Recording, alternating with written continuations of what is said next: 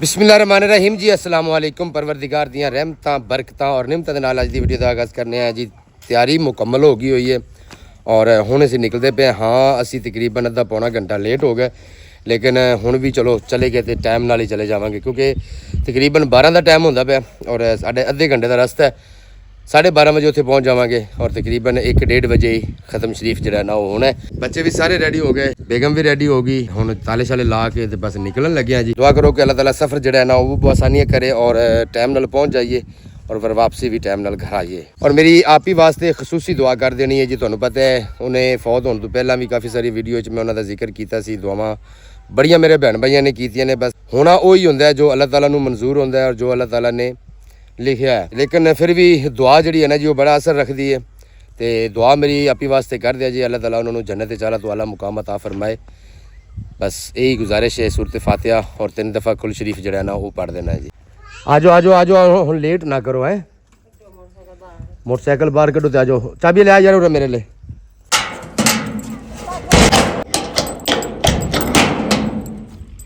चलो जी बिस्मिल्लाहिर्रहमानिर्रहीम। वाह भाई वाह। इधर माई ये हम जनाब पीछे ने होना कोई नहीं। सही है सही है। धूप बड़ी है, बड़ी धूप ऊपर मुँह करी है। हाँ धूप बहुत है, ये ठीक है। क्या बात है। और मुँह वेख, मुँह वेख इंदा।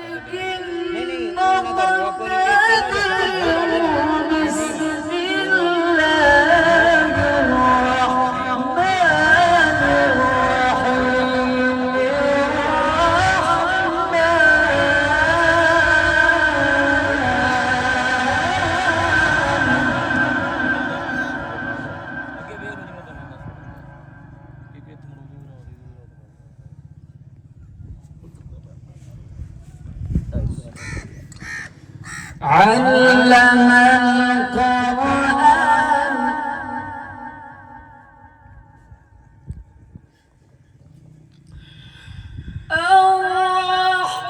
الرحمن علم القرآن خلق الإنسان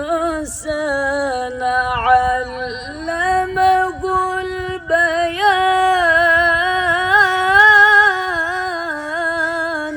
ما شاء الله ما شاء الله.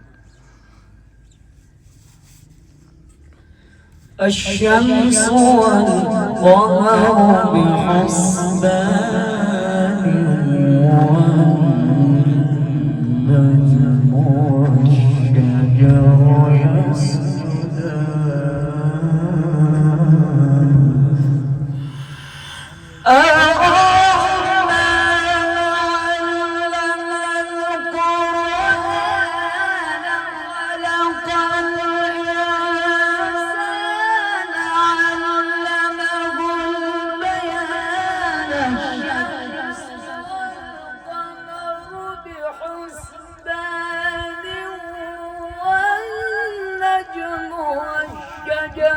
يسجدان والسماء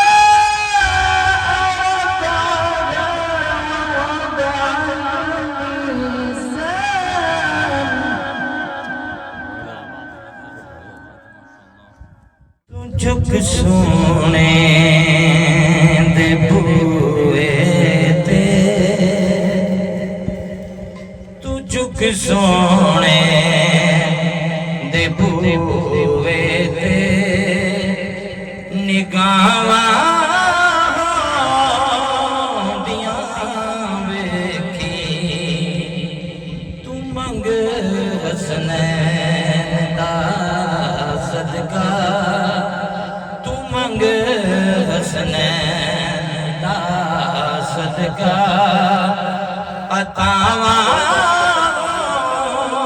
دیاں ویکھی۔ شعروں میں، حدیثوں میں، قرآنی آیات میں، واقعات میں، علماء سے، نعت خوانوں سے، اللہ کے ولیوں سے، مفتیوں سے، شیوخ الحدیث سے، ائمہ مساجد سے، جو ہمارے پیش امام ہیں، ہم کتنی زیادہ یہ باتیں سنتے ہیں۔ ماں کا اتنا مقام ہے، ماں کی اتنی شان ہے۔ تو چھوٹے چھوٹے بچے ہم تھے، اب ہمارے بھی آگے بچے ہو گئے ہیں، تو ایک جملہ تو زبان زد عام ہے کہ ماں کے پاؤں کے نیچے جنت ہے۔ تو بات کا مطلب یہ ہے کہ جب ایک چیز اتنی عام ہم نے سنی، ہر بندے کے منہ سے سنی، چھوٹے بچے سے لے کے مسجد کے امام تک، مسجد کے امام سے لے کے آگے بڑے سے بڑے قاری قرآن تک، بڑے سے بڑے قاری قرآن سے لے کے بڑے سے بڑے مفتی تک، تو ہم بدلے کیوں نہیں؟ اس کی کیا وجہ ہے؟ ہم جیسا فراڈیا بھی کوئی ہے؟ جو کسی کو دھوکہ دیتا ہے اس کی قسمیں دو ہیں۔ ایک ہے دھوکہ اس بندے کو دینا جس کو تم جانتے ہی نہیں۔ مثال کے طور پہ میں یہاں سے خانے وال چلا جاتا ہوں اور وہاں کسی کے ساتھ دھوکہ کر کے آ جاتا ہوں، جہاں میرا کوئی رشتہ دار نہیں، جہاں میرا کوئی جاننے والا نہیں، جہاں میں دوبارہ نہ جاؤں تو میری زندگی کا گزارا ہے۔ کسی ایسی جگہ پہ جا کے میں کسی کو دھوکہ دوں جو بندے میرے تک پہنچ نہیں سکتے۔ بات سمجھ آ گئی؟ تو دھوکہ تو وہ بھی ہے، لفظ دھوکہ جو دھوکہ جرم ہے، لیکن ایک ہے اپنے خون کو دھوکہ دینا۔ اس دھوکہ دینے میں اور اس دھوکہ دینے میں کتنا فرق ہے۔ پھر خون کے اندر مسیر بھی ہے، ملویر بھی ہے، ماموں چاچو ہے، پھر خون کے اندر ماسی پھوپھی ہے، پھر خون کے اندر بہن ہے، پھر خون کے اندر سکی اولاد ہے، پھر خون کے اندر کئی رشتہ دار ہیں، اور ایک ہے خون کے اندر بھی قریب کا رشتہ ہونا، اور صرف قریب نہیں، اندر کے ساتھ اندر ہونا،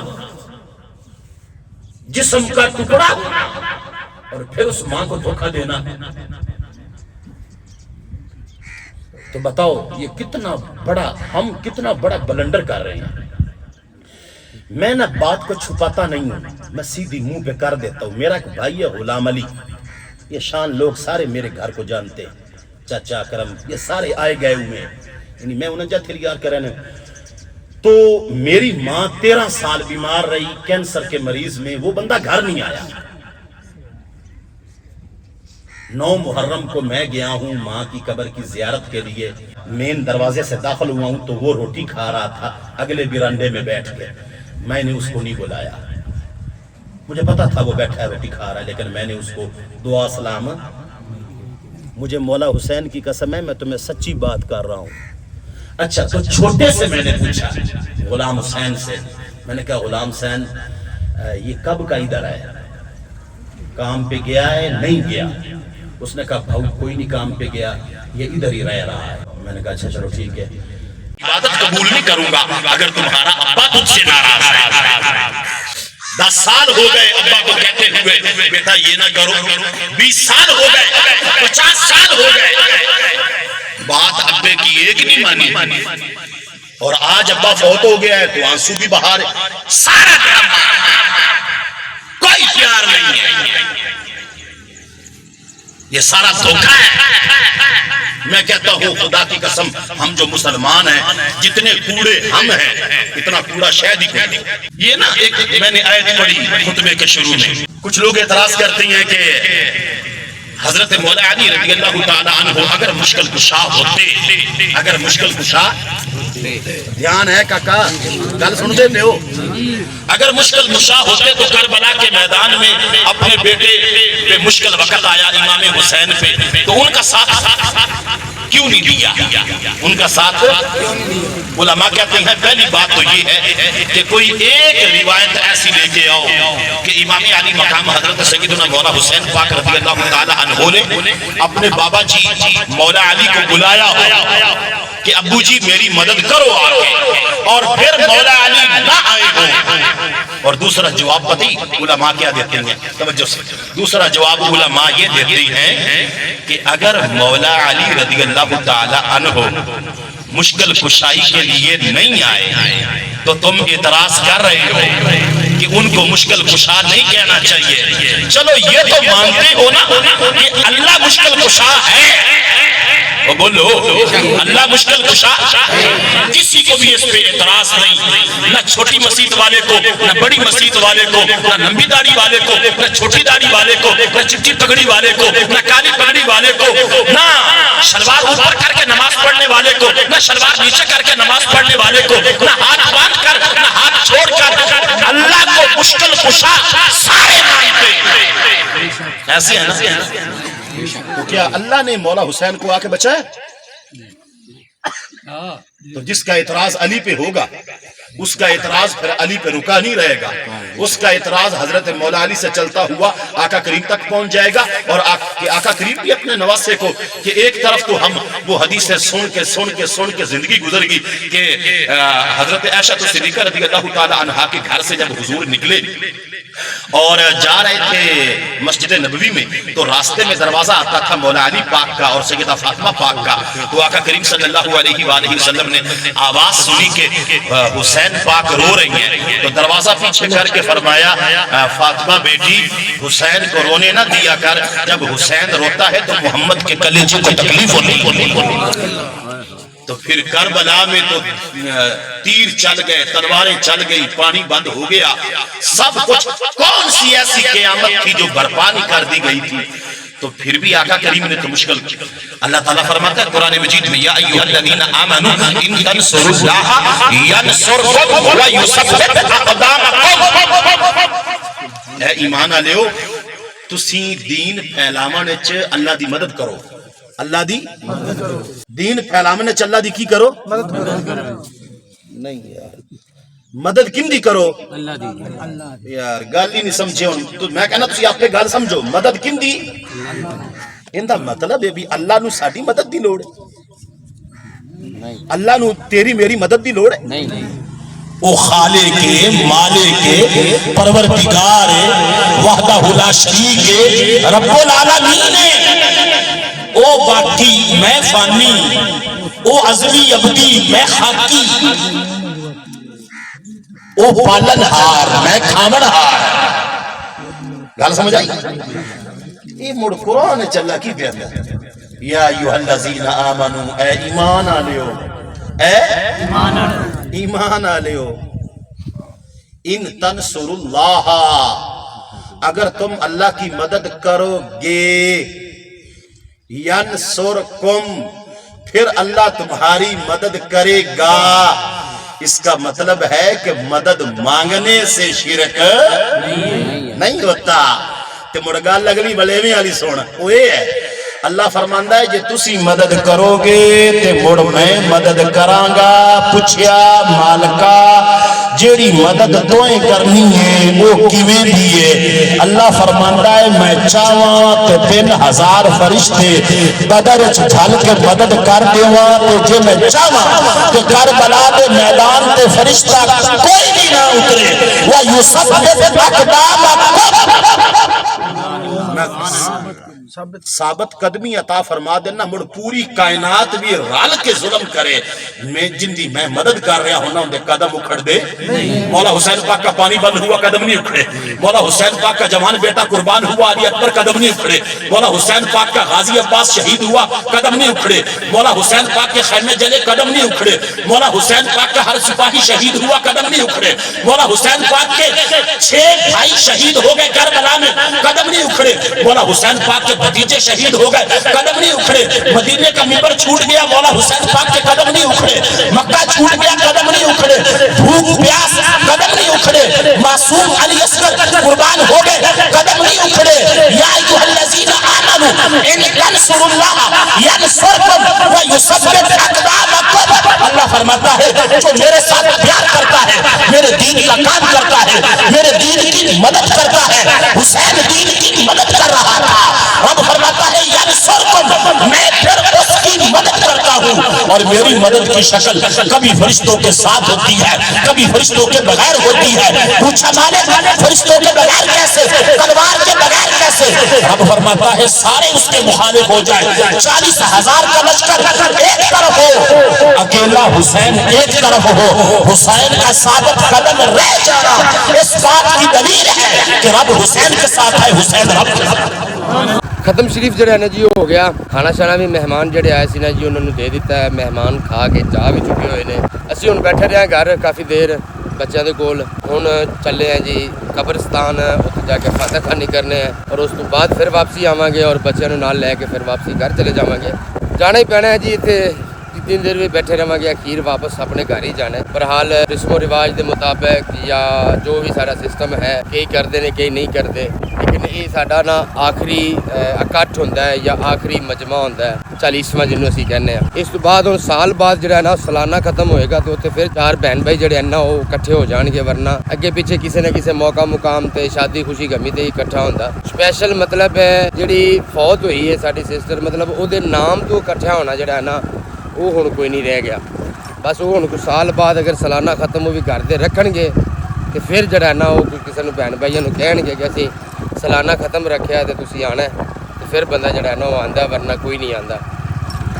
बस अल्लाह ताला जिहड़ा ना जी वो बख्शिश फरमाए। दुआ कर देनी है जी, एक दफ़ा सूरत फातिहा और 3 दफ़ा कुल शरीफ पढ़ के दुआ कर देनी है जी मेरी हमशीरा वास्ते। अल्लाह ताला उन्होंने जन्नत च करवट जगह नसीब फरमाए, आमीन सुमा आमीन। ਹੁਣ ਚੱਲਨੇ ਆ ਜੀ ਕਬਰਸਤਾਨ ਫਾਤਿਹ ਕਰਨੇ ਔਰ ਵਾਪਸੀ ਬੱਚਿਆਂ ਨੂੰ ਲੈ ਕੇ ਘਰ ਨਿਕਲਨੇ ਆ। ਦੂਸਰੇ ਪਿੰਡ ਕਬਰਸਤਾਨ ਹੈ, ਇੱਕ ਪਿੰਡ ਅਸੀਂ ਆਏ ਹੋਏ ਸੀ ਔਰ ਉੱਥੋਂ ਫਾਤਿਹ ਖਾਨੀ ਕਰਕੇ ਫਿਰ ਵਾਪਸੀ ਨਿਕਲਨੇ ਆ। अस्सलाम वालेकुम या अहलुल कबूर, आखिरी आराम गाह इस दा नाम है जी। और आराम गाह ही है, मतलब इस तो बाद हुण दुनिया ते उन्होंने वेखना कोई नहीं किसी ने, पता नहीं कितनी ज़िंदगी है कितनी नहीं है। आहिस्ता आहिस्ता आहिस्ता आहिस्ता इस तरह का होंदा है कि नकूश भी जिहड़े ना वो ज़हन नूं निकलन लग पैंदे ने बंदे दे। ये अल्लाह ताला दी कुदरत है, बस आने वाले ने आना है फिर उन्हें जाना भी है।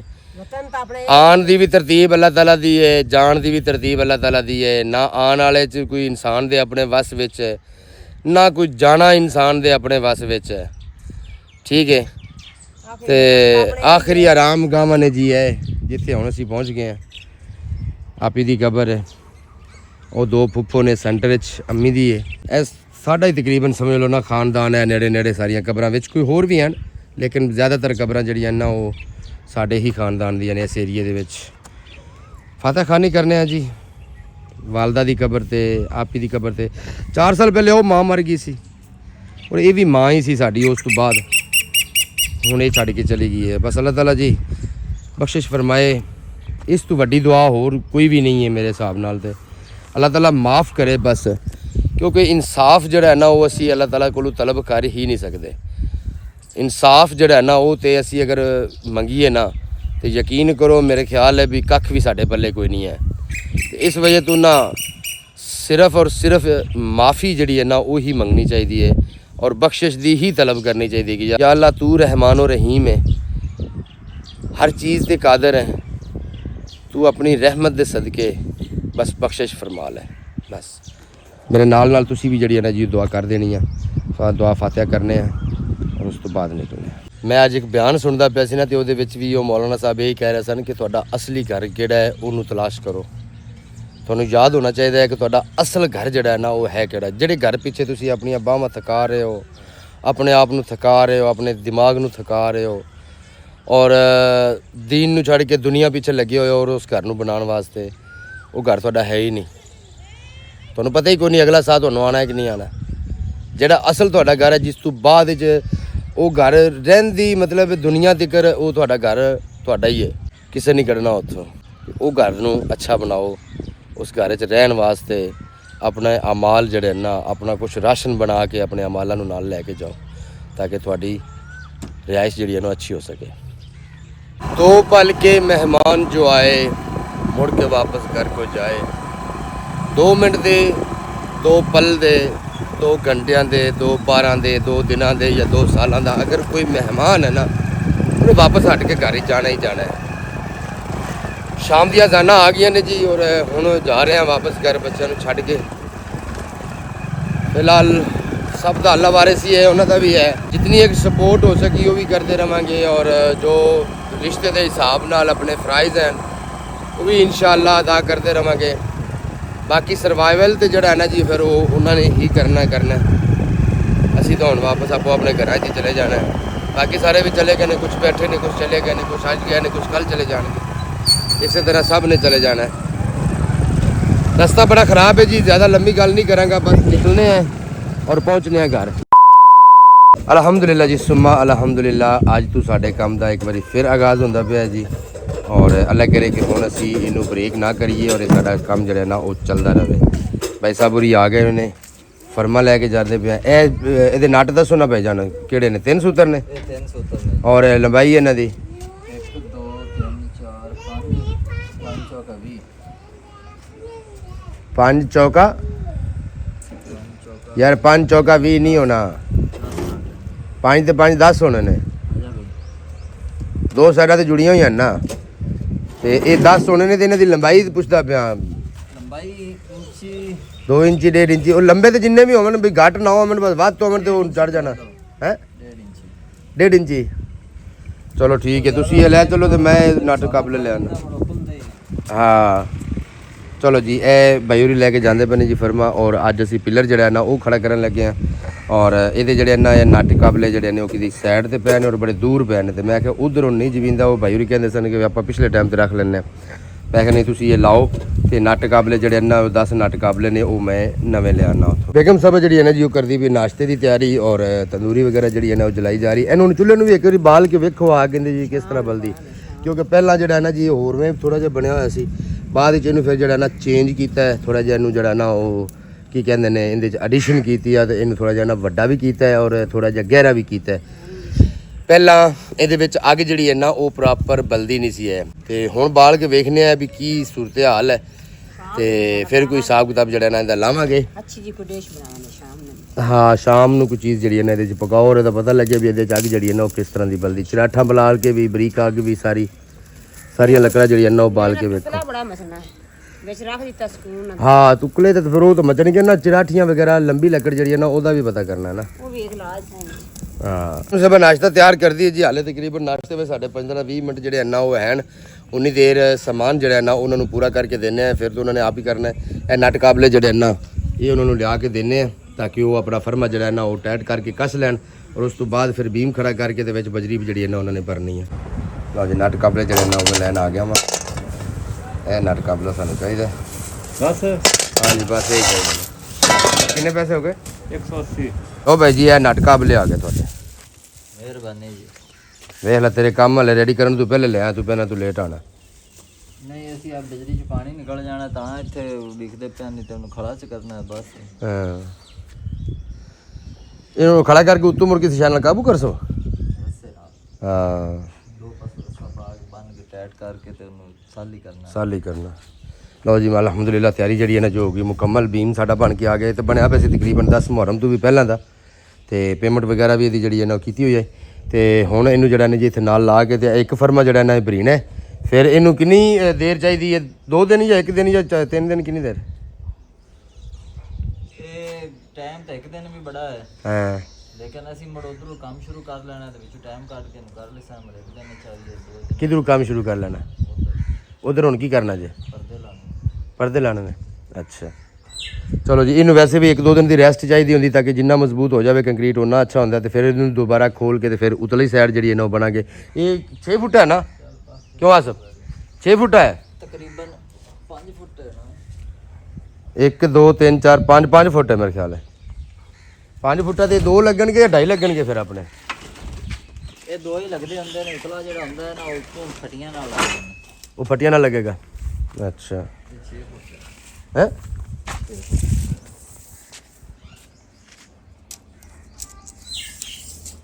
ਛੇ ਦਾ ਵੀ 6.5 6.5 ਇਹ ਫਿਰ ਮੈਂ 2 ਹੀ ਲੱਗਣੇ ਨੇ ਬਸ ਹੈ ਨਾ। ਇਹ ਆ 6.5 ਜਿਹੜਾ ਫੁੱਟ ਕਿ ਨੀਵਾ ਆਪਣਾ ਤੂੰ ਬੀਮ ਫੁੱਟ ਆ ਜਾਣਾ।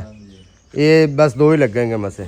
ਐਸਾ ਬੁਰੀ ਜਿਹੜਾ ਨਾ ਜੀ ਲੱਗ ਪਏ ਨੇ ਪਿੱਲਰ ਨੂੰ ਬਣਾਉਣ ਵਾਸਤੇ, ਔਰ ਨਾਸ਼ਤਾ ਜਿਹੜਾ ਨਾ ਉਹ ਫੁੱਲ ਤਿਆਰ ਹੋ ਗਿਆ। ਨਾਸ਼ਤਾ ਜਿਹੜਾ ਨਾ ਉਹ ਸਭ ਤੋਂ ਪਹਿਲਾਂ ਕਰ ਲੈਂਦੇ ਆ, ਫਿਰ ਆ ਕੇ ਕੰਮ ਜਿਹੜਾ ਨਾ ਉਹ ਵੇਖਾਂਗੇ। ਸਾਰਾ ਦਿਨ ਸਫਾਈਆਂ ਸਰਕਾਰ। ਨਾਸ਼ਤਾ ਭਾਗ ਨਾਸ਼ਤਾ ਤਿਆਰ।